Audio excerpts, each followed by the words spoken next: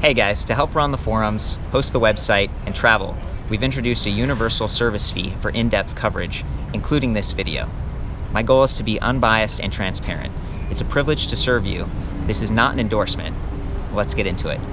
Hey guys, we are just outside of Vancouver. That's the Fraser River over there, hanging out in New Westminster. Just a beautiful spot and really fun place to film VoltBike because these guys are based in Canada. This is a brand new one from them. This is called the Bravo. It was introduced in 2018, but it's been updated a little bit for 2019. I'm very excited about this because I feel like it's kind of the everyone's bike, right? It's got these low profile studded tires. They're going to give you some traction if you decide to go maybe in the grass or on a bike trail that goes a little bit off-road, but they're still fairly efficient, maybe a little bit quieter than the full knobby tires. We've got what looked like an 80mm travel suspension fork. This is a spring fork and it is adjustable. It's got that hydraulic lockout as well as preload adjust, so you can preload those springs if you weigh a little bit more.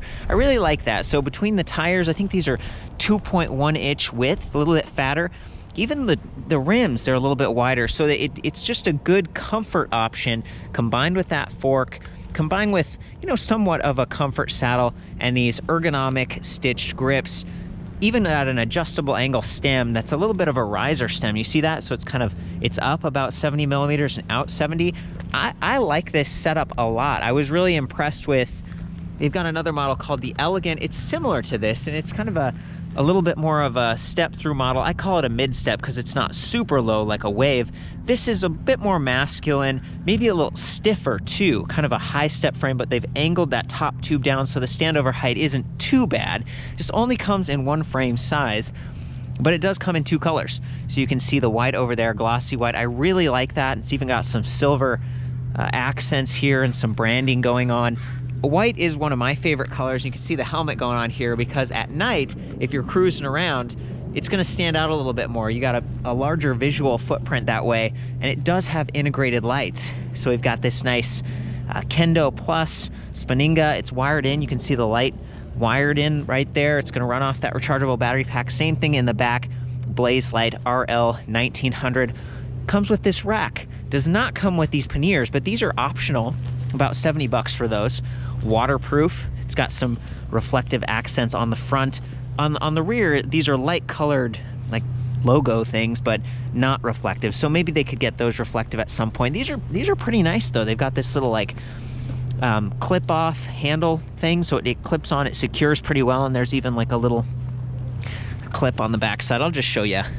I think these are really neat. As someone who commutes, like a lot of times you only need one bag, and I always put it on the left-hand side because that's where the kickstand is. And I feel like their kickstand placement is really good here too, because it's not going to get in the way of that left pedal if you're pedaling backwards doing some drivetrain maintenance. And it is adjustable length, so pretty nice setup. 180mm mechanical Tektro disc brakes, 4-finger levers with the rubberized front edge, so it's a little bit warmer on your fingers if you're not wearing gloves. You got that integrated bell, really nice. And then these decent cable wraps, kind of what I'm used to seeing, press fit connectors here, and then integrated through the frame. So it's not quite as tacky as some of the other cheap, more affordably priced bikes. $15.99 USD or $16.99 Canadian for these models, which is still, you know, it's pretty close to that affordable price point when you factor in these plastic fenders with mud flaps. These are an improvement. I've been reviewing Volt bikes for many years now, and some of the older fenders weren't quite as quiet or durable as these. So I feel like these are gonna hold up a little bit better. You know, if we look at the rear fender, it connects here. There's nothing that connects it to the rack, so there's a little bit more of maybe bouncing or, you know, play that can happen, but that rear design is really nice. So I like that. I like that they're still doing this derailleur guard right here. It's going to keep that motor power cable connected if the bike tips, and it's going to protect that derailleur. They do ship these bikes, but if you live nearby, if you're kind of in the Vancouver area, you can visit them at the factory, pick it up, and then you won't have to pay for shipping. And shipping seems pretty reasonable too, so it's not like you're really getting gouged for that, which I've seen on some of the crowdfunding projects and stuff in the past. VoltBike's been around for like 5 years. We're in 2019 right now looking at these models, and I feel like they've got a good reputation. 1 year comprehensive warranty on this, and the fact that they go through and they actually tune up the bike. I actually went to the headquarters and I checked it out. So let's cut to that because VoltBike has a new warehouse headquarters and I'm with the founder. This is George back here. Hey buddy. Hey Tom, hey, hi. I do remember last time you came like 2 years ago, right? It has been so much time since then. We purchased that like a brand new warehouse over here. You purchased this, so this is like your own warehouse. Yeah, that's our own warehouse. Let's go inside. Yeah, let's check this thing out. So I've already actually been in here looking around a little bit, and I met Bianca earlier, and I think you're one of the people would talk to if they called in and had questions or whatever. That's right. I'm putting a face with a voice here. I really appreciate it. And George was telling me that you actually bought one of the bikes before you worked here. Yes, I'm on my third VoltBike now. I'm getting the Bravo. Getting a Bravo. Okay, yeah. Sweet. Well, so that's one of the ones we're going to cover during this trip. So. I think she's one of our, very first customer. She bought like a VoltBike Metro electrical scooter like 3 years ago. Then she upgraded to VoltBike Elegant and then VoltBike Bravo. Finally. So very cool. She is basically one of our customers. So she turns out to be our customer service now. When she keeps coming back, so that's a good sign. And this is Chris, kind of like a product manager, and also you said some support, right? Correct, yes. Awesome. Yeah, we provide all kinds of support to our customers on the phone, online, or in person. We offer a year warranty on all the mechanical and electrical. Hey Bernie, what's going on here? I'm just truing up the spokes, putting tension on the spokes. We do every single rim that comes on our bicycles. Everyone is trued up and everyone is tensioned. This is looking good, and I think that's a real differentiator. George, I don't know if you did this before, because a lot of companies, especially with some of the more affordable bikes, they'll be like made somewhere else and shipped in a box. You unbox them, you true the wheels, you get the cable set up, and then you repackage it so that it's like really fine-tuned. Exactly. Right? So that's what we do. So basically, the bike basically comes out of the box. We do the spokes, the gears, adjust the brake cables. We make sure that the battery is working. You actually charge it up and like cycle it? We charge it up as well. Yeah. We test the motor and then we pack it back in a box. Extra heavy box. Basically one of those boxes. We put like styrofoams inside, like a carton boxes to make sure it is actually, basically bulletproof, Sweet. Sweet. Well, that's good, because you might be, look, a lot of people don't have a nice bike stand like this, and you might not have this. This is a spoke wrench right here. You might not have the nice tools or that experience that these guys do. Is this Yavor? Is that right? Yes. Rad, dude. I met this guy earlier, and we were chatting a little bit, just like checking out some of the different models, and I think this is the Bravo. This is the one that Bianca is going to get, maybe, right? Absolutely. Is this a popular one? It is. It is. I'm going to hop back out to the review. Just kind of fun to show behind the scenes. I get the privilege of riding these bikes when they're built and they're all set up kind of professionally by the team.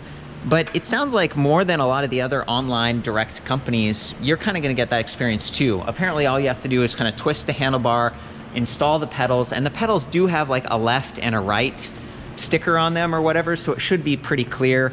There's instructions in the bike. Am I getting this right, Bernie? You are, yes. Okay, I think that's about it, you guys. I'll see you back out there. Okay, so back to the bike. I just want to talk a little bit more about the drivetrain on this. 44 tooth steel chainring, steel being a little bit tougher. It's got this alloy like guard on the outside so that if you come into contact with a curb or a log, it's not going to bend those teeth. Or if you're like me and you're wearing pants, they're not going to touch the chain. This is a rust resistant chain, which is really nice. And then they've got that neoprene slap guard. It'd be cool if there was a second plate here, kind of a full guide, but I really haven't had trouble dropping the chain. And this is kind of, again, it's a hybrid, maybe like a more of a city urban type of bike. If things get really bouncy, you could see that chain dropping off. But if it does, you're not going to nick up your paint because of that neoprene slap guard, and it keeps the wires and everything really well organized. In the back, we've got 7 speeds on that cassette, 14 to 28 tooth, Shimano Osera. That's pretty nice. That's 3 steps up in the Shimano. Kind of like, if you look at their derailleurs, it's like Tourney, Altus, Acero, Alivio, Dior. So, not bad. A little bit more tension in that, a little bit lighter weight, might not need quite as many like adjustments or tune-ups over time. And then we can kind of peek through here on the chainring side, and there's 12 dots in there, so that's a 12 magnet cadence sensor. That's pretty high resolution, fairly responsive, nice pro wheel crank arms, 170 millimeter length, that's very standard. And I love the Welgo pedals. They're a little bit wider, nice platform with those set pins and reflectors and stuff. So, you know, safety is something I'm always thinking about with the lights and the reflectors, especially if you get the black frame. And then I like that it's even got this, like, you know, a bungee strap, triple bungee here. So if you don't get panniers, you can still just, you can put a box or maybe the charger or something on there, and you'll be just fine. As far as the drive system, we have a Bafang 500 watt nominal planetary geared hub motor in the rear. I was actually able to take one of these completely without the wheel, without the cassette and everything, and it weighs about 7.5 pounds. You know, not too bad. And then the battery pack right here, that weighs about 7.2 pounds or 7.5 pounds as well. So 48 volt pack. And I wanted to take it off. Before I do though, look at that. There's a little like USB port built into the side of this thing. Yeah, full size USB type A, and I plugged my iPhone into it and it worked. So this must be like a 5 volt, 1000 milliamp or 1 amp power output. If you do charge from this though, be careful, because your foot and your kind of pedal rotation, you could get near to a cable, and they do sell like a right angle USB adapter on Amazon, so you could adapt it to run a wire up here. It'd be kind of nice if there was USB built somewhere up here, but you know, that's still not bad. And if you take the battery off, which I'm going to try to do right now with one hand, there we go.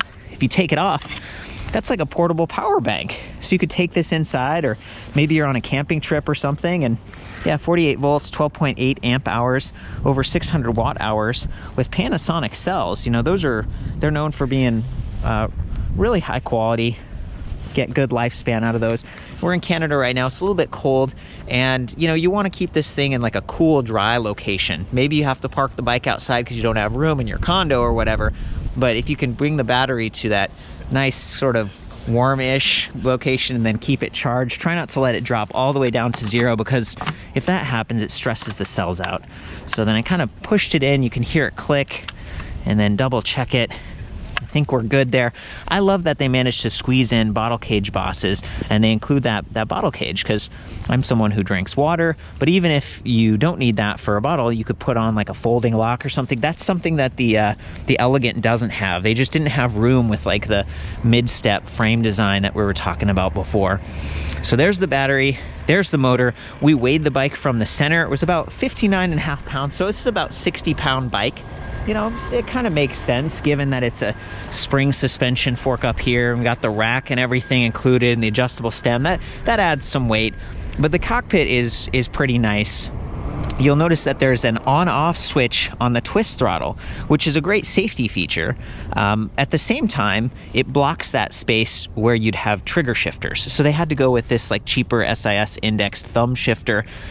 The bright side is it works great if you have these big gloves, you know, and it's not quite as like fine and small, but it's not quite as quick or, I don't know, sporty as like the trigger shifters that I'm used to on mountain bikes and stuff. So anyway, coming over here to the left-hand side, we've got the button pad, and that controls the display, and the display kind of swivels forward and backward. It's not removable though, so if you do leave this outside over time, the rain, the snow and stuff, or maybe at the bike rack it could get scratched. It's fairly large, and it gets the job done though, so I'm going to go ahead and just boot it up. So hold the power button for a second, comes to life very quickly. We got speed at the top. Right now it's in kilometers per hour, but I'll show you how to change that in a second. Battery infographic with 5 ticks, so 20% increments. Pedal assist level, it always starts in pedal assist 1, which is like the lowest, most efficient. And the throttle will work if it's activated in pedal assist 1. So I press that little button in, and then I can, you know, zoom like that. Not bad, right? It's a good way to go. Unfortunately, if we arrow down to pedal assist level 0, the throttle does not work. So they don't have a throttle only mode. It's only if you're in 1 through 5 pedal assist. Actually, I messed up. It's 1 through 9 pedal assist. I was surprised. So they have these finer increments, so it's a little bit more smooth when you arrow up that way, but it's more clicks. You can't circle around. You have to click all the way back down to 0 if you wanted to do that. And be careful, because this plastic button pad, it's clicky and it works well, and it's fairly intuitive, you know, like even if you weren't able to look down. But I've seen these get snagged before on like clothing and stuff, and it can bend up the plastic, so just be careful with that. Down here we have trip meter, but there's other things here. So if we press that power button, we just tap it, it goes from current speed to like average speed and max speed. And then down here, it goes from trip distance to odometer to time. Okay, so you have timer, I think is what that is. That's pretty cool, but there's even more. If we hold the minus key, we get walk mode going on, which could be useful if you do end up with a flat tire. These tires are decent. They're 27.5, so they're kind of a medium size. It's not 28 inch, and it's also not 26. So you're getting like a low attack angle, a little bit more air volume and stuff, but it's still a lower like frame height, which is good for standover. They don't have reflective sidewalls. They don't have puncture protection. They're just, you know, small block 8 from Kenda. Not too bad. Again, 27.5 by 2.10. And I've got the tire pressure and everything back at the website. 13 gauge spokes on the wheels, so a little bit more sturdy. Good choices all around. But you know, coming back up here, looking at the display with walk mode, that could be useful if you did get a puncture or something, or maybe you're just like on a trail or somewhere where it's not really, right now it's fine, we're gonna go for a ride, but if it was crowded, it might be a good idea to just use the walk mode or get up the stairs or something to your apartment or something like that. There's lots of great situations, or you can just rely on that throttle. And then if we hold the plus button, we got a light icon that appears, and check this out, whenever I pull either one of the brake levers, there's this exclamation mark thing that happens, and that's because these have motor inhibitors, so it's a really safe setup between the lights and then the motor inhibitors that override the throttle. And there's the headlight going on. Let's check out the backlight. It's just one LED, but it's got a big reflective surface, kind of gets the job done. And now we get into the settings mode. So if I double tap the power button, we can see that we can go from kilometers per hour to miles per hour if we want to, and this is a top speed of about 20 miles per hour on this bike. Let's see here. Next, we have backlight level, so you can take it all up the way up to 5 and make it really bright, or you can say, I don't need it to be that bright. And then there's a few more adjustments in here. So it's a pretty cool setup. I think that's a good overview of the bike itself. I did want to show you the charger. 2 amp, weighs about 1.5 pounds. It's fairly standard, you know, it just kind of gets the job done. Probably going to take 6 to 7 hours to charge that battery depending on how full it is. And do be careful, because see where the charging port is? It's right there next to the left crank arm, and you just don't want to snag that. And sometimes that little rubber cover can be a little bit tricky to push in, especially if you're wearing gloves. So there's that. And then VoltBike gives you a helmet when you buy a bike, and the helmets are decent. They're kind of the motorcycle style. You can see there's a black one right here. You take this out, it's nice and comfortable, sort of a round sort of a helmet. I'm demoing one right now just for fun and, you know, doing the safety thing. It's got the little visor and stuff. That's something it's just neat to get if you don't already have a helmet, or maybe, you know, you want one that's DOT approved. This one's pretty nice that way. I think that's about it. I'm gonna hop on the bike and do a little ride for fun here and show you guys the motor and everything. There we go, stow the kickstand. I'm gonna leave the key in. Well, you know, actually, I might just hand this off. Hey, so there's the founder, George, and then this is a product manager, Chris, over here. Hey guys, can I hand this to you? And I'm gonna do a little ride and I'll come back and maybe we can go together. Okay. Thanks guys. Okay, so got the river. Whoa boy, it's just taking right off. I'm up in 4, I'm gonna take it down to 1. That was really responsive. Wow.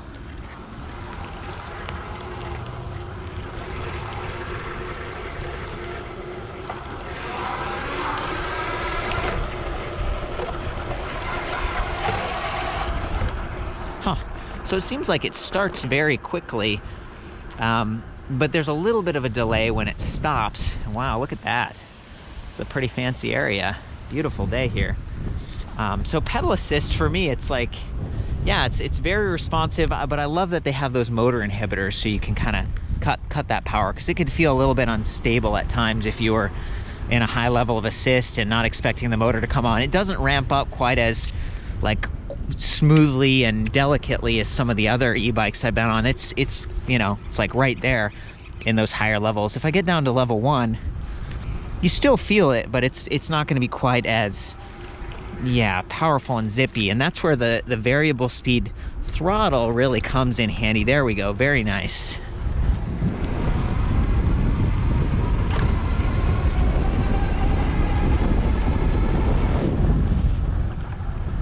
Feeling pretty stable here, even with a little bit of wind and kind of the bricks. Those bigger tires they're doing their job, you know, feeling very good. And quick release up front.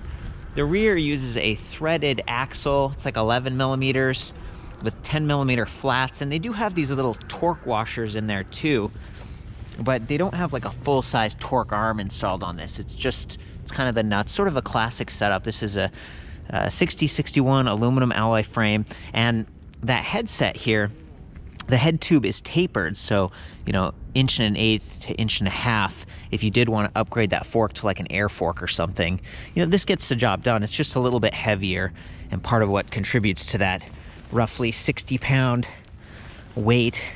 Okay, guys, from here you can see that slap guard, and I actually see some kind of grease marks from the chain possibly touching it already. Love that it's a rust buster. I think it actually sealed cartridge headset as well. So a little bit more rust resistant is what I'm trying to say if you live somewhere it's kind of rainy. Bike's really well set up for this stuff. We got the cadence sensor down there, the 44 tooth chainring, 14 to 28 tooth cassette. Not the biggest range, but fine if you're going, you know, 0 to 20 miles per hour. And again, I think this does get a little bit above that. It's kind of a zippy feel, but I'm a lightweight rider at about 135 pounds. So I've got this at the highest level of assist, and I'm doing that just to show you how like zippy it can be, how loud it might be. But of course you can lower the level of assists to save juice, you know, make it go a little bit further and quiet it down if you want. So here we go.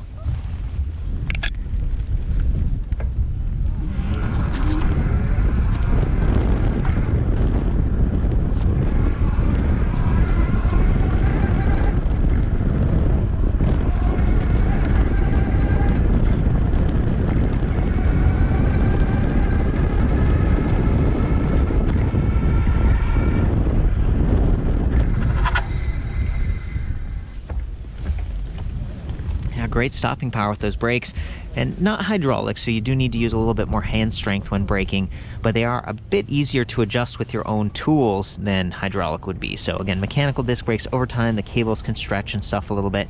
Same thing with the derailleur. You just go into a bike shop, get a tune-up, or you can make some adjustments. In fact, on the back side of that Acera right there is a barrel adjuster, so over time you can twist it to the right, and it makes the housing longer, and then the cable stretch is sort of compensated for. So that's a quick adjustment. You don't need any tools or anything. But with the brake levers, they also have some barrel adjusters up there at the levers themselves. Hope that helps you out. I'm gonna go over here and get Chris's help filming. Hey Chris, wanna hop on the white one and can head out for a little ride?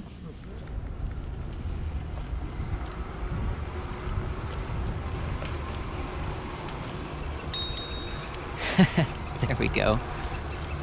Will you hit the lights?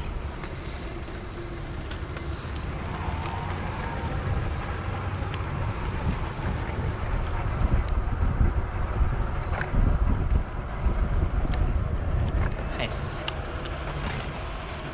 Looking good. And pretty quiet too. Like sometimes those plasticky fenders can rattle a whole lot, but that's not what I'm seeing here. Guys, I think that's about it. Had a lot of fun with this one. Excited to see a new model in the VoltBike line. They've got like 7 bikes this year, so I'm gonna be covering most of them and giving you guys as much feedback as I can. If you have any questions, chime in the comments or back at the site where I've measured like the length, the width, the weight, all the little details. Have fun out there, ride safe. I'll see you next time.